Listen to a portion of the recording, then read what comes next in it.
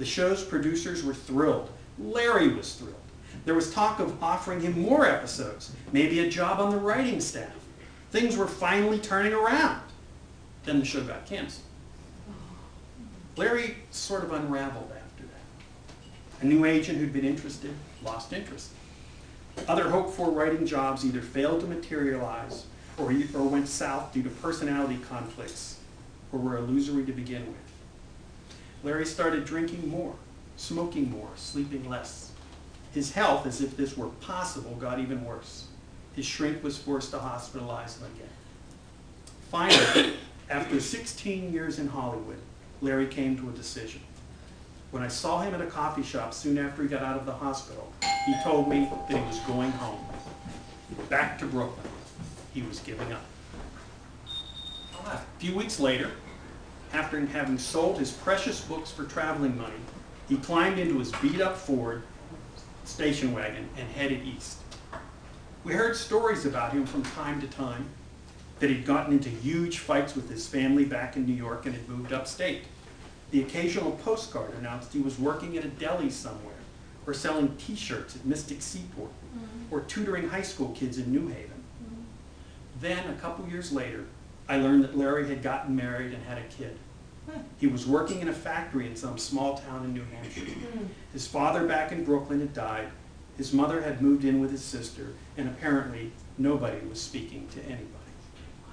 Then, the final blow. Larry's wife was diagnosed with the early signs of Parkinson's disease. She lost her job at the library and needed her mother to help with the baby. Money was tighter than ever, with medical bills mounting by the week, and Larry wasn't making enough to cover them.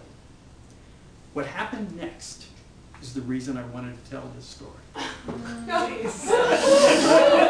And while true, it is the part that lifts this story to the realm of fable, to that place where the elements of life seem to exhibit a magical confluence beyond our ken. What happened next, simply enough, was that Larry saw a notice in the paper announcing that a small college not 10 miles from his apartment was looking for someone to teach TV and film writing. At first, Larry hesitated about applying for the job. For one thing, the college, though small, was amply endowed and quite well respected for its liberal arts program. For another, Larry wasn't a teacher. He'd tutored high school kids, but held no educational credentials. He'd graduated with a master's in England from Brooklyn College, but then, as he'd once said, who didn't? There was no way, he thought, that he'd qualify for the job. So naturally, Larry being Larry, he applied for it. On the day of the interview, Larry was a wreck. He'd stared dumbfounded at a mountain of bills the night before. His infant son had colic and had been screaming since dawn. His wife, growing ever weaker from the ravages of the disease, had urged him to consider their moving in with her parents. Regardless, Larry got himself to the office of the dean of the TV and film department. Sitting across from the stereotypically tweedy academic whose desk was littered with texts and papers and knickknacks, Larry gave the performance of his life. He talked about his years in Hollywood, his toils in the vineyards of writing, his real-world experience and its value for his prospective students. And aside from a few cracks he couldn't resist making about what dimwits and sycophants were in the entertainment industry attracted, Larry came off reasonably well. The dean remained unimpressed. He made some polite noises about appreciating Larry's enthusiasm and desire, and even acknowledged that Larry's show business experiences were something that most other applicants for the job lacked. But it just didn't seem likely that a person without any teaching credentials would be suitable for the position. I mean, said the dean, you haven't developed a curriculum. You don't know the standard texts that we use. I'm afraid, frankly, that we wouldn't be the best place for you. The dean went on to compliment Larry on the impression he made and added that perhaps if he went back to school and got his teaching degree, there'd be a place for him at the college. During this, Larry just sank further and further into his chair, as though under the weight of all his years of rejection, all his years of failure, and all the writing he'd done. The late nights, the rewrites, the thousands of pages poured over and corrected and revised, the hundreds of pitch meetings, the lunches with idiot producers, the pandering to moronic tastes, the arguments with agents, and on and on and on. And all of it a waste, useless. A 20-year trek through a merciless forest that deposited him here, in this bland little guy's office, in this small college town, 10 miles down the road from the dreary apartment where his ailing wife and needy baby waited. A family burdened by illness and debt, and a husband and father who was powerless to do anything about it. Larry's eyes filled with tears. He sat unmoving in the chair as the dean was winding up his speech. The little man was trying to be kind, but after all, Larry wasn't really qualified for the job. The dean was coming around from behind his desk now, extending his hand. Larry knew he should get up, get to his feet, shake the man's hand. But somehow he couldn't do it, couldn't move. As the dean came around the desk, he accidentally knocked the thick textbook onto the floor. On impulse, Larry bent down to pick it up and froze. The dean noticed this and gave Larry an odd look. Larry pointed down at the book, which had fallen open somewhere in the middle.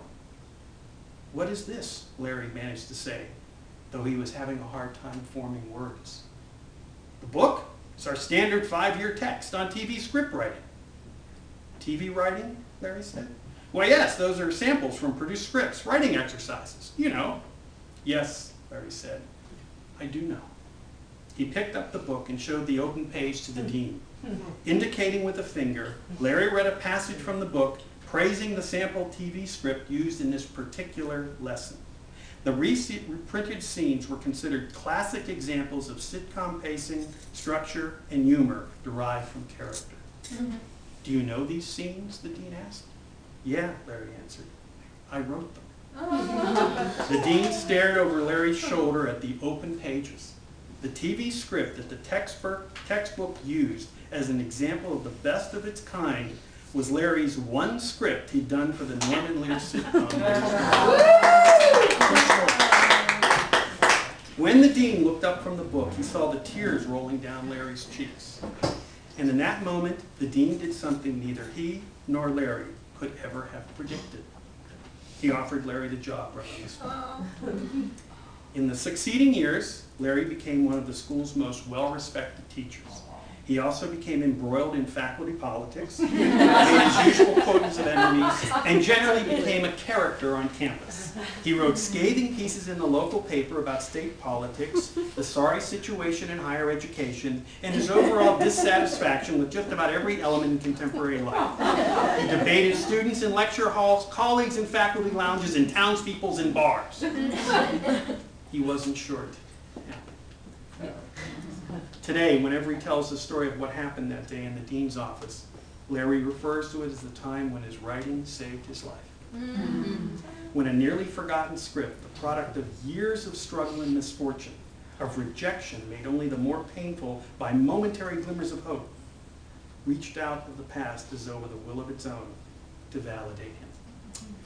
Earlier in this book, I maintained that a writing career required the same commitment, the same degree of hard work, perseverance, and love as any important relationship in our lives. And that sometimes, similar to other relationships, it can feel like we're doing all the giving. Larry's story demonstrates that once in a while, in ways you can rarely predict, writing gives something back. Not just a job or a second chance, not even some kind of testimony to all the labors you've endured on its behalf. What writing can give you, to the extent to which you use it as a vehicle for self-knowledge, self-expression, and intimate communion with the deepest region of your interior world, is a glimpse of the truth. Writing can be a two-way mirror into your soul, an ongoing process of discovery and growth. Every word you write is precious, regardless of its power, eloquence, or viability. It's the concrete symbol of the continuing expression of your subjective experience, offered to yourself and others in the hopes of making a connection, of uncovering the things that bind each person to every other person, that makes us human. Just as one day in the office of a small liberal arts college, something that Larry had written years before created a bridge between his past and his present, and between himself and the dean, so too can your writing surprise, inform, delight, and amaze you with its ability